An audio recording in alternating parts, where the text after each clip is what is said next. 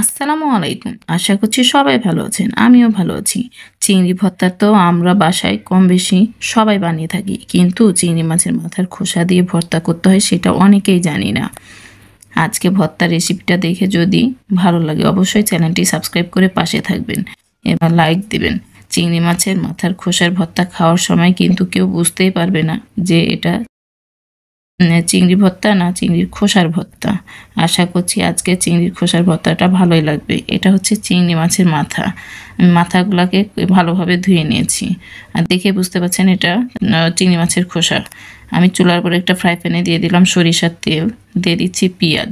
আমি কিন্তু এখানে একটু পেঁয়াজ বেশি দিয়েছি। আর দিয়ে দিলাম রসুন ফল, দিয়ে দিচ্ছি আদা। আমি এখানে কিন্তু হাফ ইঞ্চির মতো আদা নিয়েছি, আর 2টা কাঁচামরিচ এভাবে মাথা দিয়ে কেটে নিয়েছি। আর যে যেমন ঝাল খাবেন, আমি এখানে কিন্তু মিডিয়াম ঝাল বানাবো।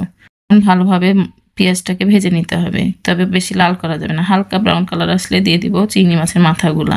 আমরা তো খোসাগুলো ফেলেই দিই। এভাবে একবার চিংড়ি মাছের মাথা দিয়ে ভর্তা করে দেখবেন, দেখবেন খুব ভালো লাগে।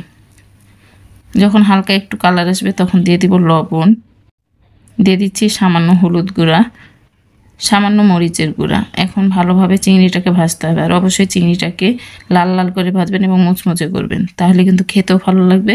আর যখন আপনি চিংড়িটা ভর্তা করবেন তখন কিন্তু আপনার করার সুবিধা হবে। আমার কাছে মনে হচ্ছিলো একটু তেল কম লাগছে, আমি আবারও একটু তেল দিয়ে দিলাম। তেল দেওয়ার পরে ভালোভাবে এভাবে চিংড়িটাকে নেড়ে নেড়ে ভেজে নেবেন। আজ খেয়াল রাখবেন চিংড়িটা যেন পুড়ে না যায়। আমার চিংড়িটা কিন্তু ভাজা হয়ে গেছে। এটা কিন্তু শিলপাটা, আমি কিন্তু শিলপাটাতে বেটে নেব। আর অবশ্যই চিংড়ি মাছ ভর্তাটা কিন্তু আপনি শিলপাটাতে বেটে নেবেন। চিংড়ি মাছের ভর্তা কিন্তু ব্লেন্ডারে ব্লেন্ড করে ভালো লাগে না, শিলপাটাতে বেটে যদি নেন তাহলে কিন্তু খেতে খুব ভালো লাগে। আমি এখন এভাবে শিলপাটাতে কিন্তু বেটে নিচ্ছি। আর গরম গরম বাটবেন, তাহলে কিন্তু আপনার তাড়াতাড়ি ভর্তাটা করা হয়ে যাবে। আর যদি আপনার চিংড়ি মাথাটা ঠান্ডা হয়ে যায় তাহলে কিন্তু বাটতে অনেক কষ্ট হয়, আর ভর্তাটা খেতে মজাও লাগে না। তখন কিন্তু আপনার খোসা খোসা থাকবে। আর যদি আপনি গরম গরম বেটে নেন তাহলে কিন্তু আপনার খোসাটা থাকবে না। এই যে দেখছেন কি সুন্দর আমার চিংড়ি মাছের মাথাগুলো বাটা হয়ে গেছে। আমি এখন এভাবে একটা প্লেটে উঠিয়ে নিচ্ছি। আমি সেম প্রসেসিংয়ে কিন্তু বেটে নেব। আমি এভাবে চিংড়ি মাছের মাথাগুলো সব বেটে নিয়েছি। আর যে পাটাতে বেটেছি ওটাতে আমি ধনেপাতা দিয়ে দেবো। ধনেপাতা বেটে নিলে কী হয়, আপনার চিংড়ি মাছের ফ্লেভারটা কিন্তু আরও ডাবল হয়ে যায়। আপনারা চাইলে ধনেপাতাটা কেটেও দিতে পারেন, আমি এখানে বেটে দিচ্ছি।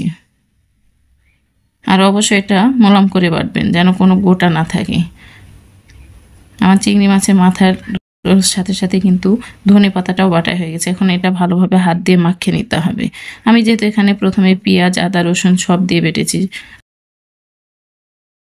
কিন্তু ফাইনাল লুক। আশা করছি রেসিপিটা ভালো লেগেছে। রেসিপিটা ভালো লাগলে অবশ্যই লাইক দিবেন, লাইক দিতে ভুলবেন না। আর যারা চ্যানেলটা সাবস্ক্রাইব করেছেন তাদেরকে তো অসংখ্য ধন্যবাদ। আর যারা আমার চ্যানেলটা সাবস্ক্রাইব করেননি প্লিজ প্লিজ চ্যানেলটা সাবস্ক্রাইব করেন। আপনাদের একটা সাবস্ক্রাইব আমার জন্য অনেক মূল্যবান। আর অবশ্যই কমেন্ট করে জানাবেন চিংড়ি মাছের মাথার ভর্তাটা কেমন হয়েছে। আল্লাহ হাফেজ।